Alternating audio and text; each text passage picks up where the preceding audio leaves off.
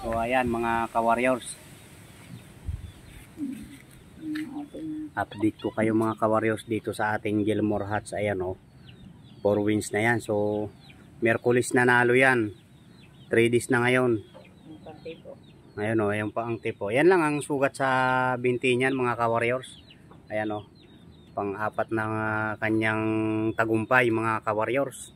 Ayan, so marami na siya mga anak doon sa kulungan. Yung mga nasiyap na yan, kanya lahat mga anak yan.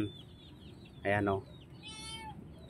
Pero kung mapapansin nyo mga ka-warriors, ayan o, yun, nababali talaga yung paa niya. Ayan, so kaya naman natin tarian yan, walang problema yan. Ayan, so tayo nagkakabit na sandata niya. Ayun, nabali na naman. Ngayong, alam nyo mga ka-warriors, napansin ko lang ito. Naka 3 wins na siya, saka ko lang napansin na ganyan pala itsura ng paa niya kasi hindi ko chine-check siya kasi pag natindig naman okay, pag nahakbang ayos. Eh nakita ko lang isang beses, yan ganyan nakatindig, nakaharap sa akin. Kaltis pala siya, yung kaliwa pa. Ayan mga ka-warriors, so 3 days ngayon bago simula nung nanalo siya. Ayan. Sa mga gusto mapanood yung fight niyan, ayan, so PM nyo ako mga ka-warriors, sisindan ko kayo ng laban niyan. Ayan mga ka-warriors, ayan ang tip pang ano siya, ayun ang number 76 pa siya mga ka-warriors.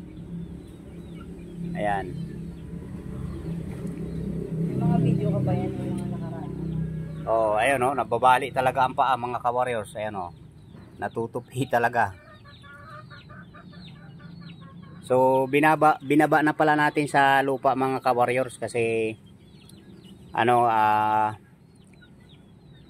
binasa na natin yung paa niya para hindi masyado dumikit yung bulak doon, para medyo lumambot yung kanyang pinaka takip na sugat. Ayan, ayan siya, ayun ayun lalo mas malala pa pag matagal siya nakatambay.